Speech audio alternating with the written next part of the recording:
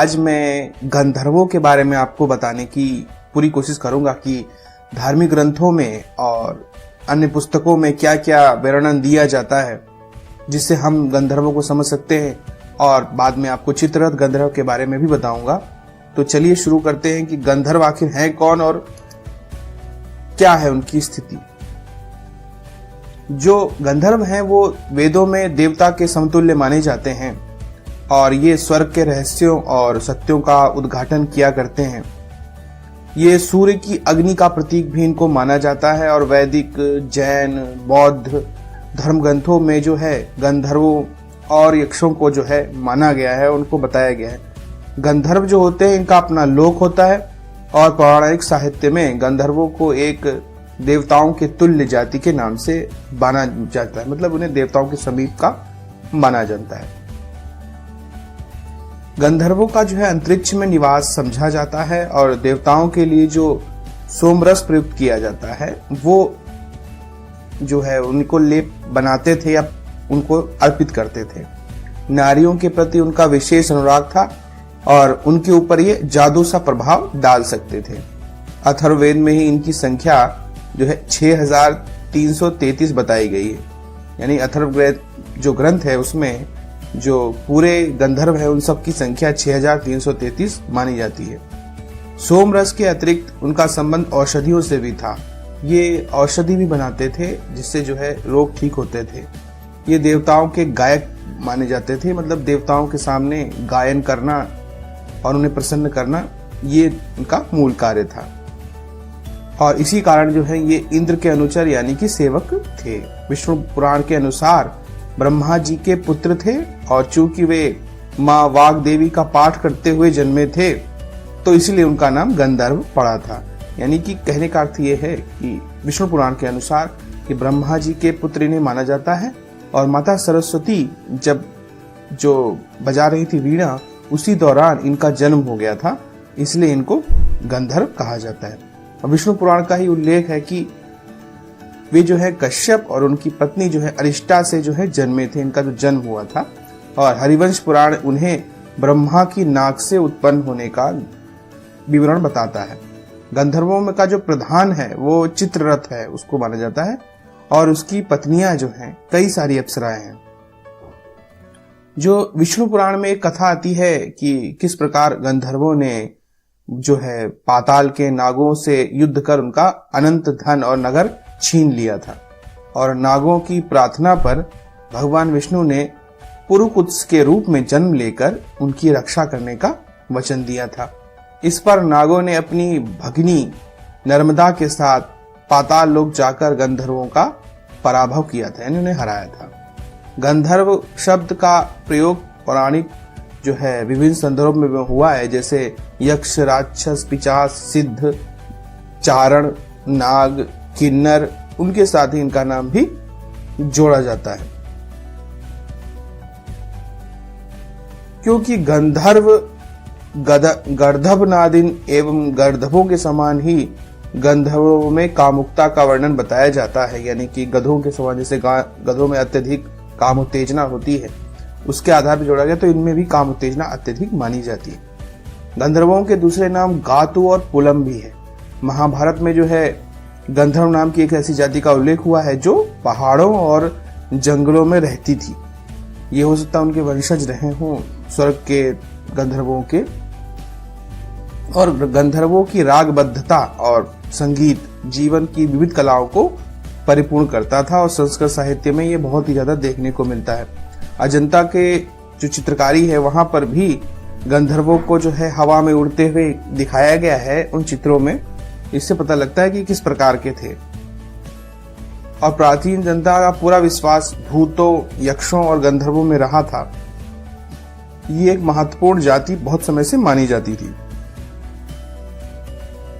और विभिन्न प्रकार के जो है अन्य मन्वंतर जो है लिखा गए हैं, जिसमें मथुरा, गांधार, गुप्त, चालुक्य, पल्लव, इन प्रकार की अन्य विभिन्न प्रकार की जो कलाएं हैं और उनके समय के जो केंद्र थे कला, उन सब में भी गंधर्वों का पूरी तरह से उल्लेख किया गया है।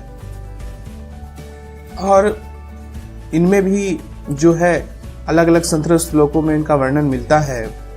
लेकिन बाहरी तुकों में जैसे विद्वान जो है ग्रीक के केंतारो, ईरानी गंधर्व, संस्कृत में इसका अर्थ है, और केंतारो जो है ईरानी में कहा जाता है, पाली में गद्दभ कहा जाता है, और ऋग्वेद में गंधर्व, वायुकेश, सोमरक्षक, मधुरभाषी, संगीतज्ञ स्त्रियों के ऊपर अति प्राकृत रूप से प्रभविष्णु बतलाए गए हैं। स्त्रियों पर बहुत ही जल्दी आकर्षित होते हैं और स्त्रियों को आकर्षित करने की इनकी क्षमता होती है।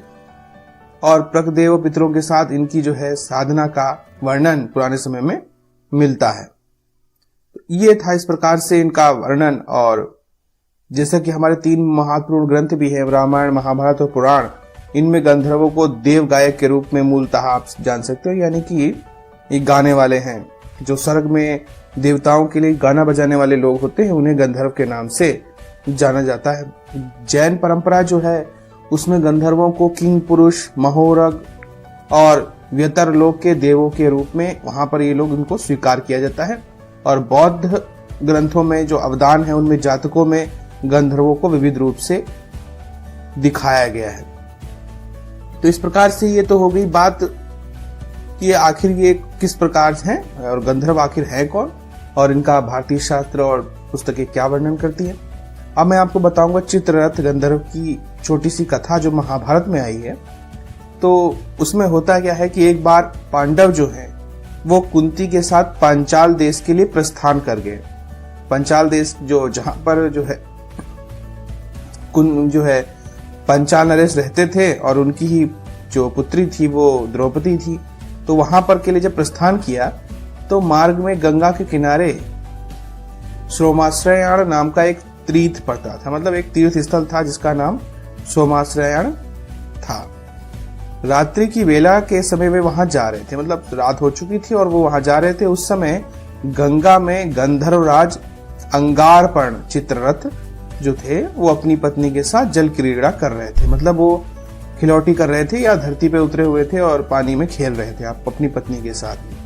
उस एकांत में पांडवों की पदचाप सुनकर, यानी कि उनके पैरों के चलने की आवाज सुनकर उसे गुस्सा आ गया कि मैं जो है अपनी पत्नी के साथ जो है निजी पलों में हूं और पांडवों की आवाज सुनकर कि वहां पर कोई पुरुष आ रहा है, क्योंकि ये सब जो भी क्रियाएं होती हैं या दूसरे लोगों की क्रियाएं लोग जब करते थे हमारी धरती पे, आज भी हो सकता होती हो, तो वहां पर एकांत शक्तियां चाहती, वहां पर कोई ऐसा ना हो जो आकर के उनके कार्यों में विघ्न डाल रहा हो।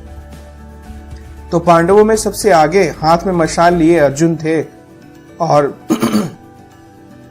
चित्ररथ ने कहा कि रात्रि का समय गंधर्व, यक्ष और राक्षसों के विचरण के लिए निश्चित किया गया है या निश्चित है, अतः उनका आगमन अनुचित था।